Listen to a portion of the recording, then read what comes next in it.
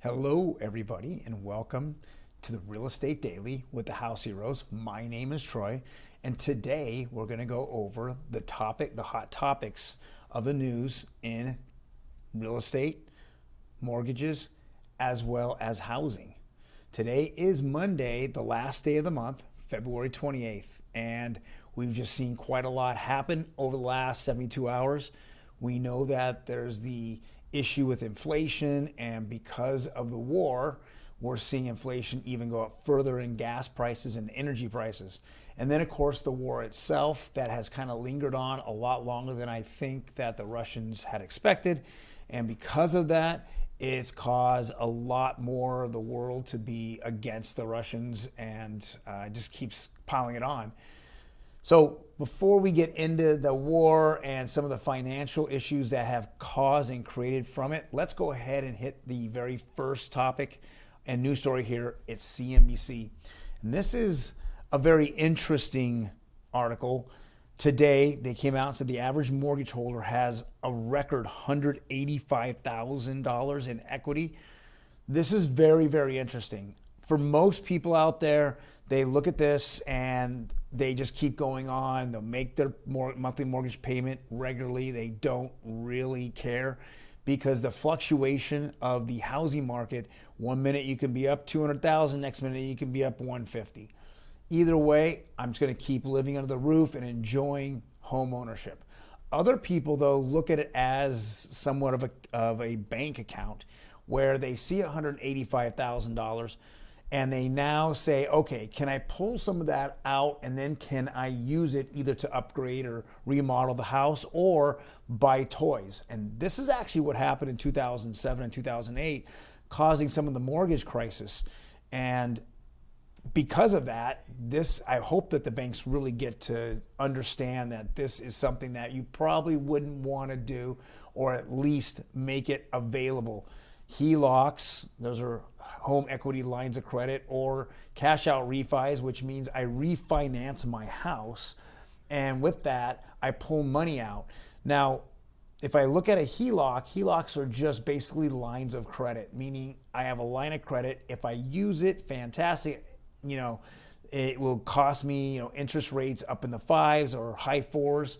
Now, if I went to cash out refi, I'm absolutely changing my entire interest rate when I purchase the house or my current interest rate. Now, if most people bought their homes in the last 4 years, interest rates were pretty much lower than we're seeing now. So when you do a cash out refi, you're looking at 80% loan to value. So you can go 80%. That's the cushion the bank wants and is expected risk.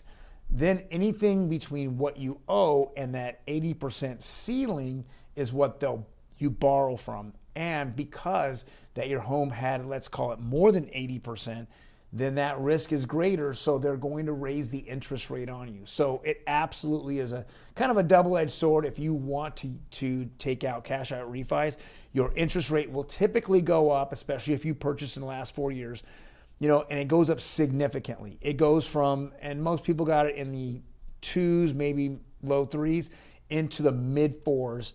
And then, of course, you get the money, and you just got to make sure you're using it to increase the value of your home, or for something that is in desperate need of something. Otherwise, you're going to see a significant increase in your mortgage payments.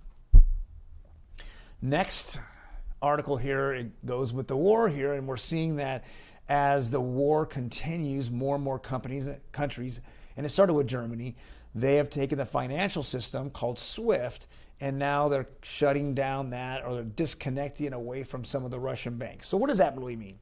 The SWIFT system is in two parts.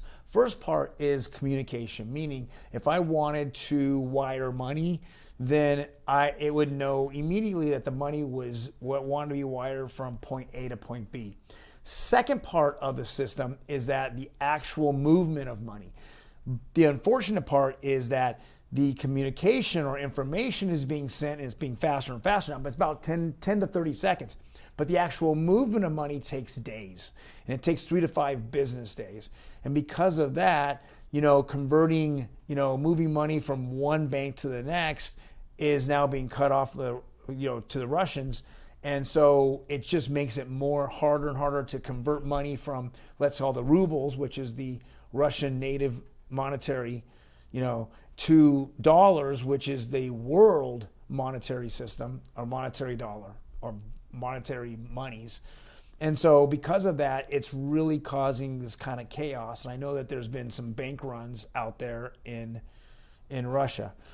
So here is the article in CNBC saying Russian oligarchs move yachts as U.S. looks to hunt down and freeze assets. So as the SWIFT system locks down the financial system of the Russian banks, now we're going after Russian assets outside of Russia. And here's a yacht. They're showing a picture of a yacht here. I know that many different European countries have now locked up assets, Russian assets, including some of the major soccer teams. I know there was a famous Russian that owned one of the major soccer teams. He has stepped down off their board and is kind of waiting it out here to see where the war's going. We had heard that there was peace talks this morning. I think they broke down. So the tightening of these assets of Russian, multimillionaires and billionaires is continuing across the United States, making it a lot harder for them, more pressure on all Russians to have this movement against Putin, who is, their president, prime minister, head of country, and put that pressure on him to kind of, move back and reevaluate and reconsider his attack on Ukraine. Next article here is another one from CNBC, kind of just an oversight since it was a slower day in business information. It says, before rushing into a hot housing market, here's how to set yourself up for success. And they go over 4 or 5 different things on here of what to do. I think that the number one thing you do is go ahead and begin getting approved for a loan. That's the number one thing. After that, then you can look at the areas in which you're looking to buy into, and that approval amount will allow you to see what type of homes you can afford. I would not go look and say, I need a 3-bedroom, 2-bath, in city X, and then get approved. And there is no 3-bedroom, 2-baths in that city or even surrounding cities. So getting approved is the first step. Definitely do that with the mortgage lender in your area. Next article here, very interesting. This is realtor.com. Electric shocks. And because of, Russia supplies about 12% of all gasoline across the world. As we get into, world strife and crisis and war, that has caused quite a lot of, volatility in the gas market. And the gas market, and we're seeing barrels of gas go for $100 now, which now gas affects many different things, such as energy. It runs power plants. It runs, mills for wood to build homes. It runs quite a lot, trucking back and forth and interstate commerce. So because of that, all those goods go up. Now we're already in a high inflation, situation. We're just getting in a higher inflation environment, and this is not good. And this is why, if we go back to the beginning of this particular regime in here in the United States, they killed the self-sufficiency of the pipelines, making United States self-sufficient in gasoline. In fact, very interesting fact: the biggest producer of oil in the world is United States. Most people didn't know that, yet we slowed down production enough to have to rely on foreign oil. Is that ridiculous? A lot of people are calling for the president to stop what he set in motion when he first got in office, and now wants him to turn on the oil back in so we're more self-sufficient, so those oil prices can go down. Nobody wants to pay $2 more than they did 18 months ago before he took office. Nobody does. So imagine every gallon, $2 extra is going to the the government's decision on not making us self-sufficient. But here, this article goes over more things than just oil. It goes over just energy costs. And here's the top 10 cities that have been severely affected by, the oil and energy crisis here. You have San Francisco being number 1, New York being number 2, if you really look at this, besides, Denver and Minneapolis, you're looking at West Coast and East Coast cities here that are being affected mostly by it. I highly encourage people, if they can, the next car to be an electric car. There's no question about that. And then if they have solar, that offsets electricity on your car as well as electricity in your home. You make yourself a lot more self-sufficient. It's the way of the future, and I definitely encourage everyone out there buying a house to really look into those things, so we don't have to be as reliant on the federal government making decisions in our lives that really affect our pocketbook and our bank accounts. And the last article here, we go back over to Optima Blue, which is part of Black Knight. They go over the average interest rates across the United States in conforming and FHA. We just saw, and this is the close of last Friday, we're seeing increases across the board again.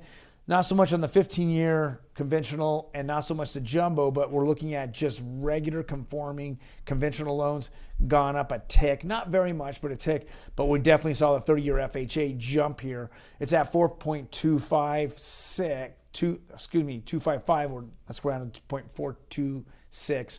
We just continually see them go up. Now, the only thing that's really good that is coming out of the war is that because of it, we might see the Fed not be as aggressive as possible, going, as aggressive as people think. In the 14th and 15th of March, those are the next two meetings, the meetings that's going to take place. But when it's all said and done, inflation is getting more crazy, and we keep printing more and more money. So, guys, thank you very much for actually joining me today, listening to all the articles that are out there. If you like the content, hit the like button for me. If you want to get notified when we drop each one of these videos, hit the notification button. Otherwise, you have a fantastic day, and we will see you next month in March.